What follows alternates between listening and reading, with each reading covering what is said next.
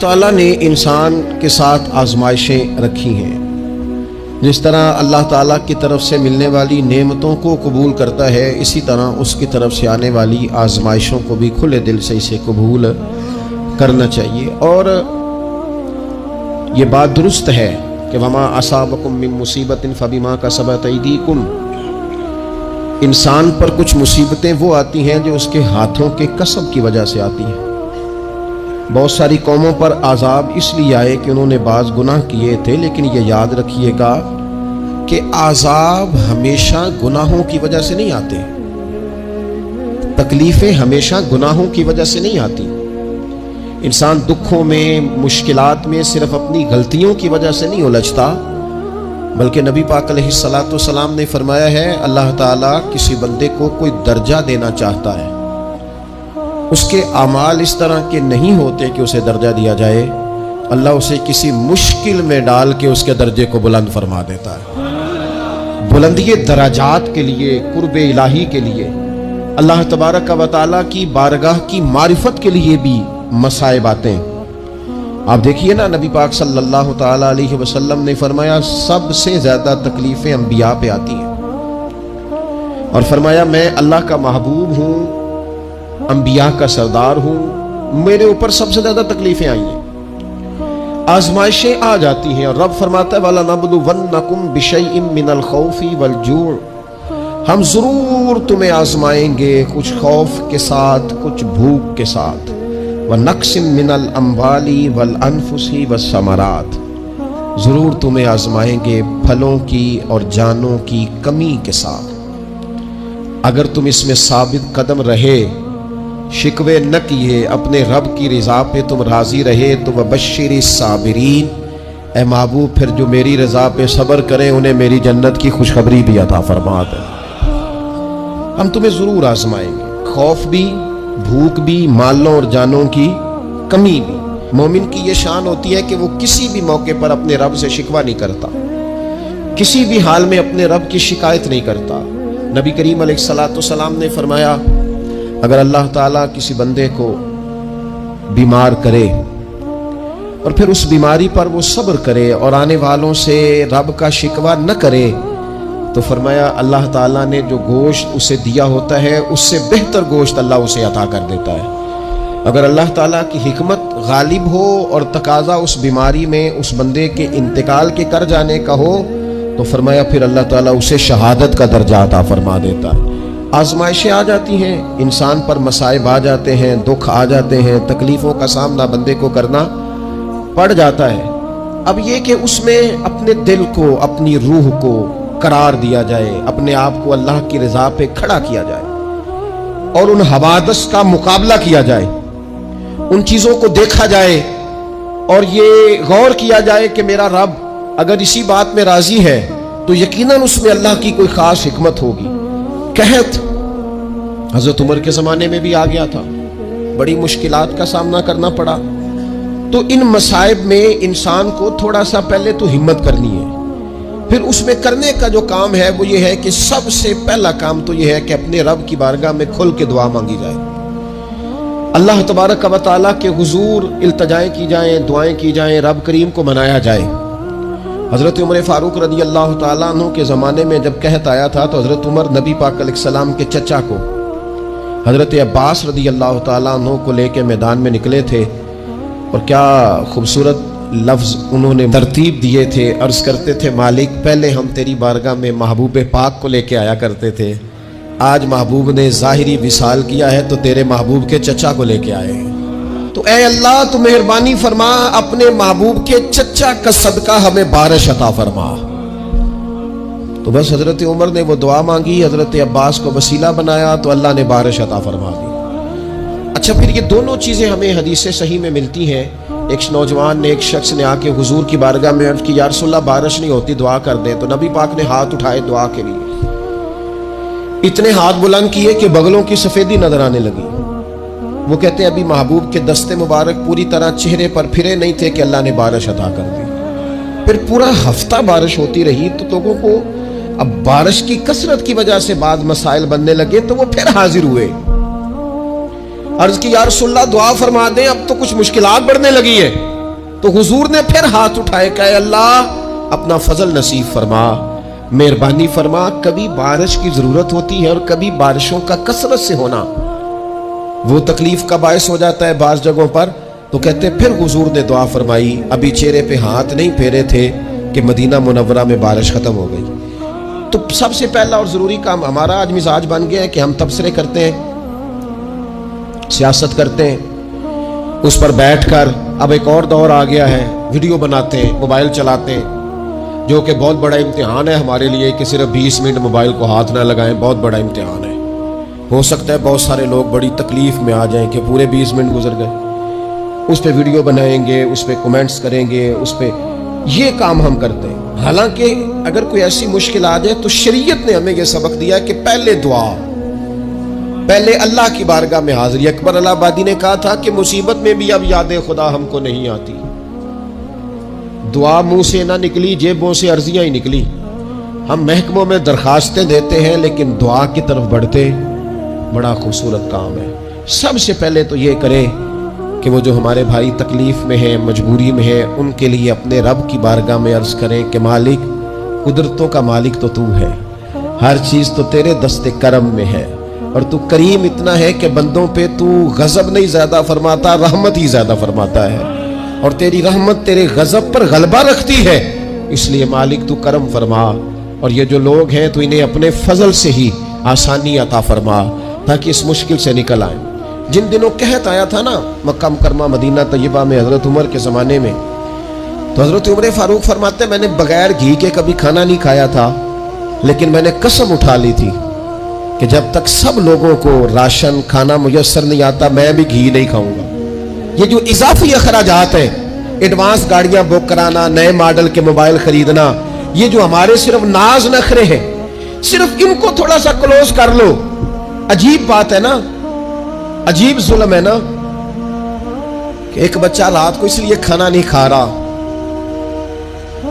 کہ اس کی مرضی کا پکا ہوا نہیں،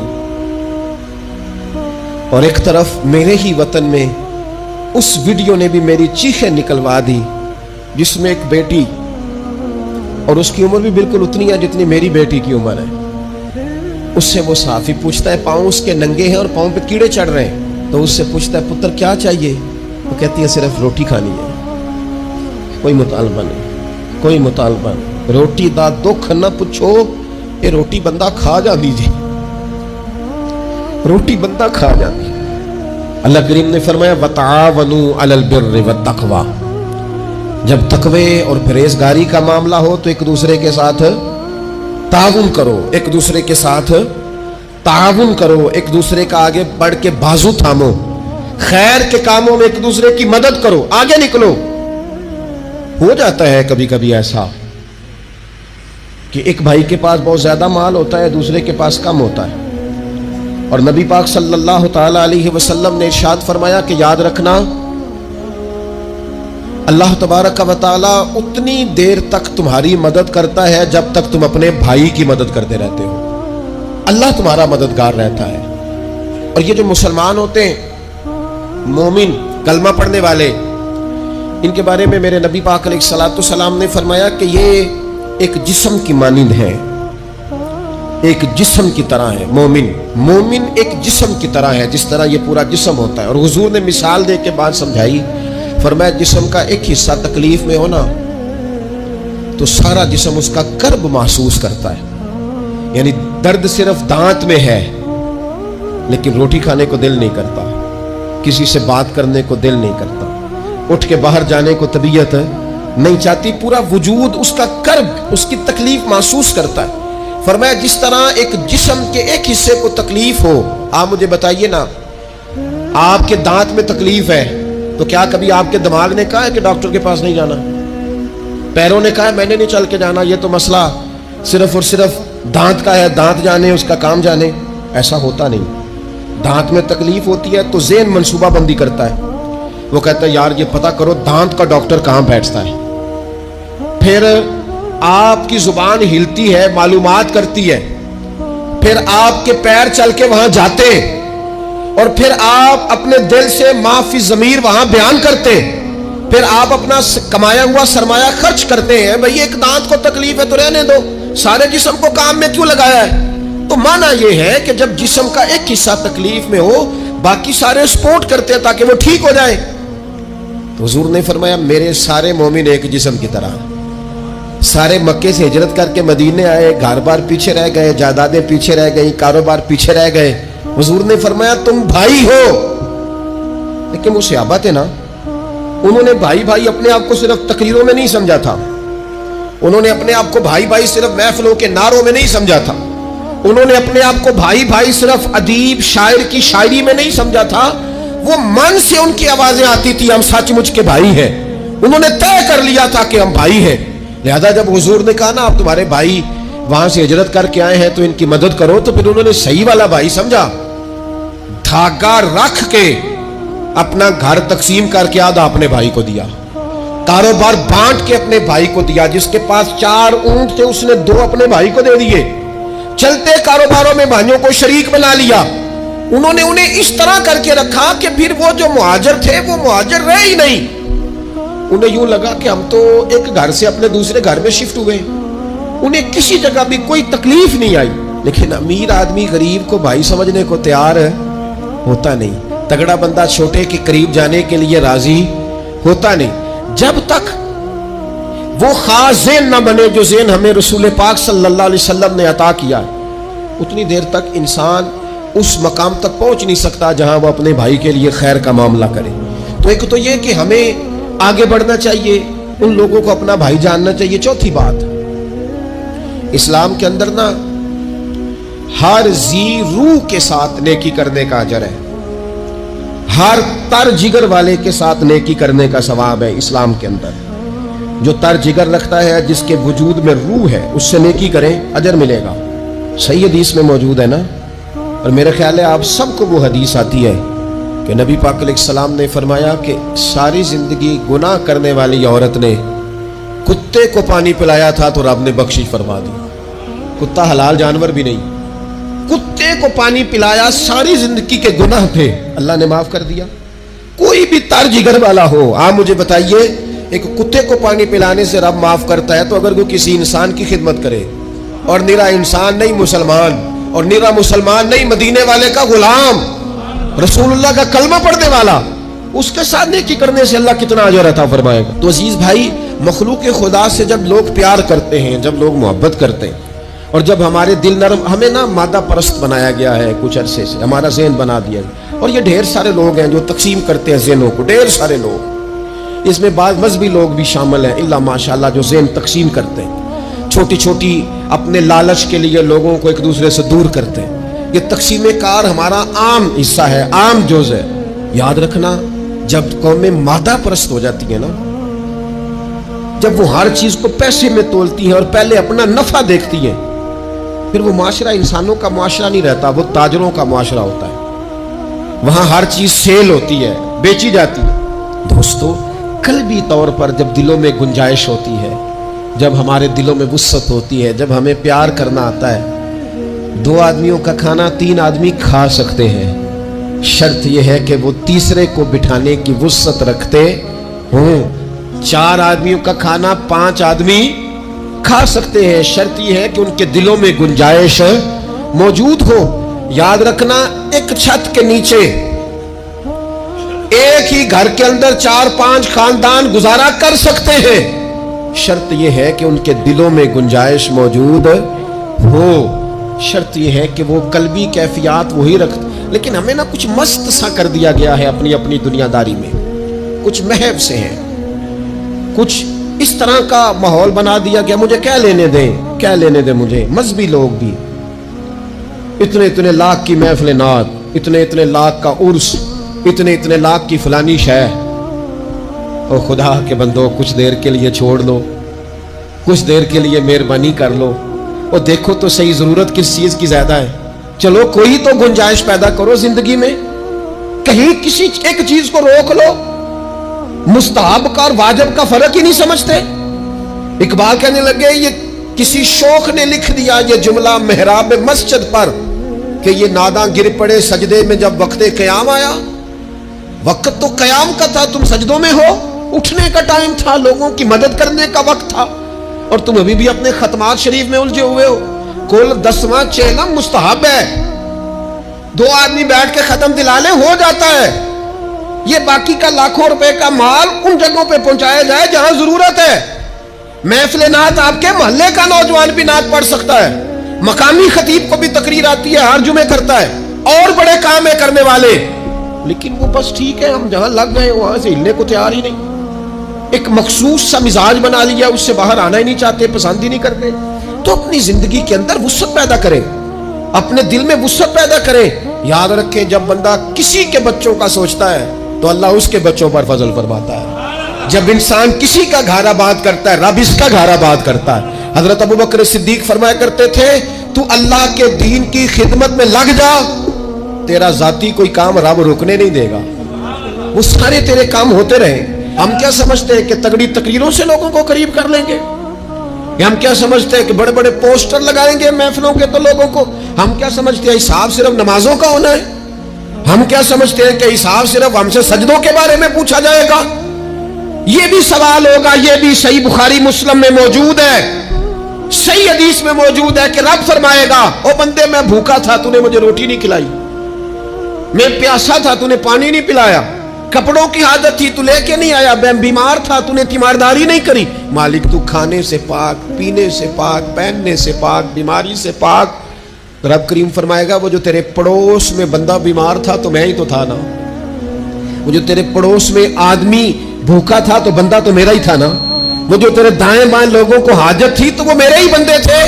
خدا کے بندے تو ہیں ہزاروں، بنوں میں پھرتے ہیں مارے مارے، میں اس کا بندہ بنوں گا جس کو خدا کے بندوں سے پیار ہوگا۔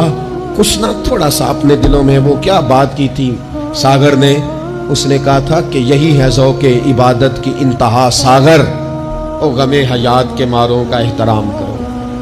یہ جو غم حیات کے مارے ہیں ان کا احترام کرو۔ 100 گھر تھا مدینہ شریف میں، امام ابو نعیم نے اس کو لکھا ہے۔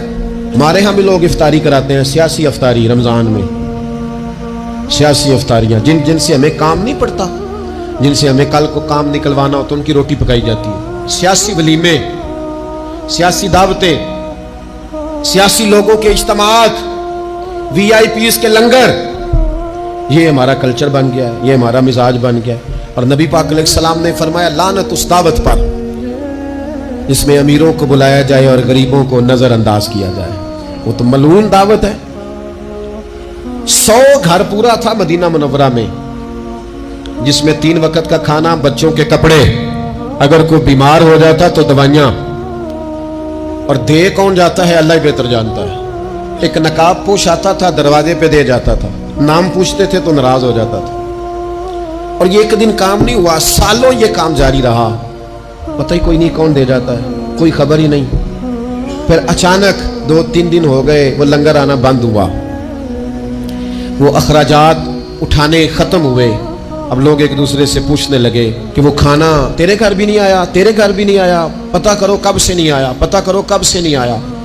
تو طے ہو گیا، جب لوگوں نے تاریخیں لگانی شروع کی، ایک دوسرے کے ساتھ ملانی شروع کی، تو 18 محرم سے میرے گھر نہیں آیا، ہاں ہمارے ہاں بھی 18 محرم سے نہیں آیا، پتہ کرو، تحقیق کرو۔